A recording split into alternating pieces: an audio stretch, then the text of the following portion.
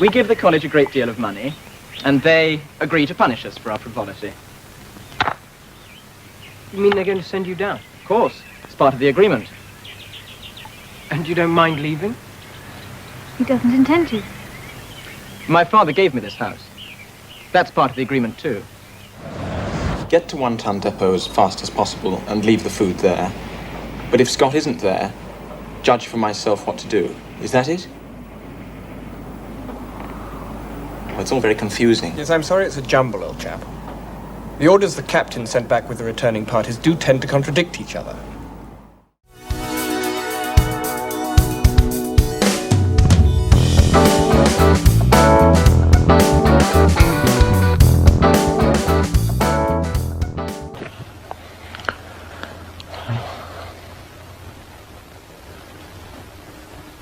Dear God. You're alive. Not quite sure at the moment. Can't be. It is. I had so much I wanted to say to you. All I can do is sit here and look at you. How on earth did you get here? My dear Mr. Handel, is there something the matter with the harpsichord? Has one of the strings broken? No. I did not want to interrupt the conversation of the gentleman. Oh. Please go on. You may depend on all the attention which the occasion requires, and which your merit ought before to have commanded. Good. Back and forth in a cloud of dust. I just wish it could be over, so I could come home and start living. Don't you ever get frightened out there? Frequently. And yet I have this mad conviction that I'm not going to be killed, that I'm going to come out of the war alive. The Elgin family left Greece for Constantinople, while Lord Elgin's own ship, the Mentor, arrived at Piraeus with Hamilton from a mission in Egypt.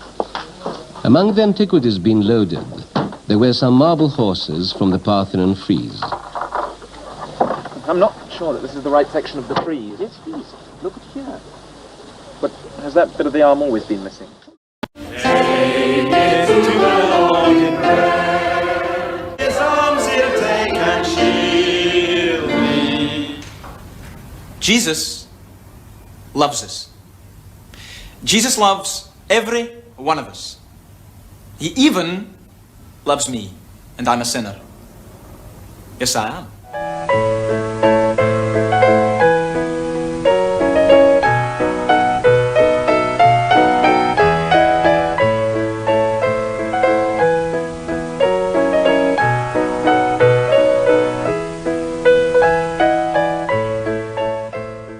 You're a man. You like wars.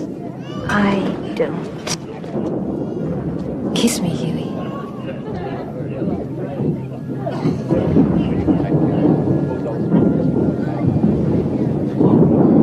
Now tell me that you love me. I love you. You know I do. Come in. Hello? You're Durham, aren't you? Yes. I was looking for Risley. Don't know where he is. He's debating at the Union. I was just stealing his pathetic symphony. I'm reading a paper on Tchaikovsky, but I cannot find the third movement, if it's here at all, which I don't think it is. Make a wish. It's a pity Mr. Cucumber sandwiches. Bridie makes superb cucumber sandwiches, Mary. You have to cut the bread very thin, that's the secret. No point in having them if the bread isn't thin. And the pepper, of course. My little sister here does not speak very good English, but she'd like you to tell us a story. I do like stories. Oh, well, look, I mean, I'm not really any good at the stories, and it's a long time since I told any. All right, now I'll try and think of one. Hello, Angus, yeah. Yeah, it did work up to a point. Yes, I got her, but not before she got Peter's. And it's not who we were expecting either. How did you guess? What? Oh my God. What, her own daughter? I shall sing you an Albanian song. So, if you please, be silent and give me your attention. It is a unique old song from the mountains of Albania. Sing with me.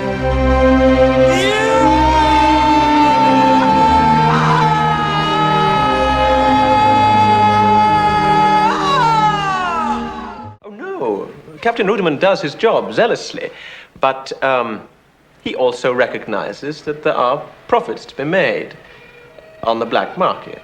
Profits that will lead to respectable opportunities after the war. If that is so, he will be punished. You see, General, when the war is over, there will be very little champagne to quench the thirst of celebration.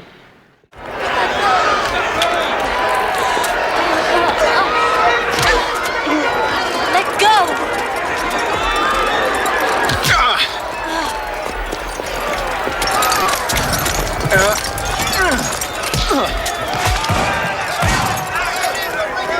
Are you all right?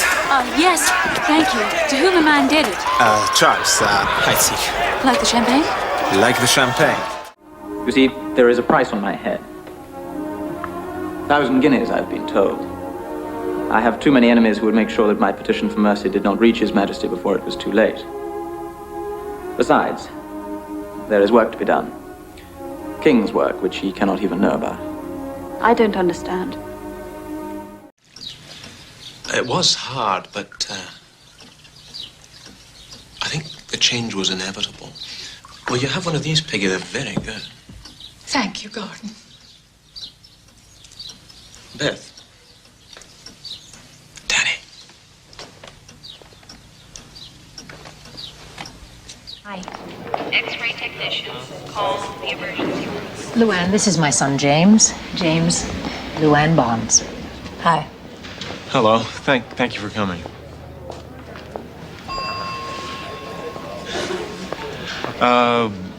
Would you care for some coffee or anything? We could go to the cafeteria. I'm okay. We have breakfast. You? I'm fine. Inspector Luff, I've lost track of the number of times that you've seized various publications from the offices of Oz, and I was wondering if you could remind me on how many occasions you have raided our offices. I'd have to do some research to answer that, absolutely. Yeah, but you could tell me roughly how many, couldn't you? I would think half a dozen times. And as well as taking all our copies of the magazine, you also took such things as filing cabinets, pictures on the wall, and so forth. I'm not happy with it. Why? Because a perfect impromptu should seem spontaneous and free. No one should be able to guess at all the desperate calculation behind it. And I've been struggling with this for so long. It's like being tangled in a net. I have terrible dreams at night. I think if I ever finish it, then it will have finished me.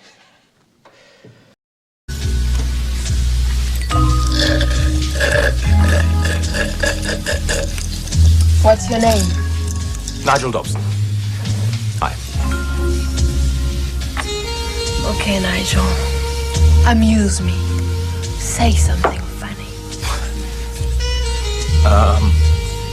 Blimey.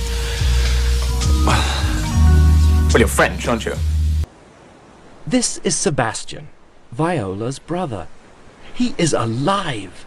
Lady Olivia sees him and thinks that he is Cesario. Cesario, please, will you marry me? Sebastian doesn't understand, but he thinks Lady Olivia is very beautiful. Yes? Okay. Let's get married. Excuse me. Well, my daughter's disappeared and I don't know where she'd go and I can't find her anywhere. My God, did you ask the attendant? We'll look together, you and I, okay?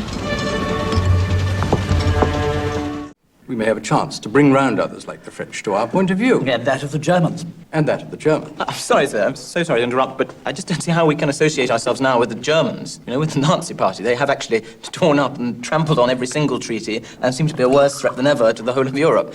Not to mention their brutal dictatorship at home. My dear boy, when I was in Berlin, I saw at last a happy German people with jobs and bread, and pride in their country, and love of their leader. And what about the Jews? There was a visor o'er that cunning face, and that became you. Now, impudence in triumph rides upon't. How comes this tender reconcilement else twixt you and your despite? Your rancorous loathing to Flores. He your eye was sore at sight of, he's now become your armed supporter, your lip saint. Is there the cause? Worse!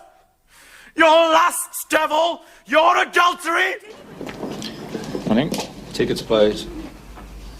Do you know if there's a taxi waiting? Yeah. There's not. I understand one's booked to go to Mr. Lindsay's place. Doing a bit of modelling, are you? No, I certainly am not.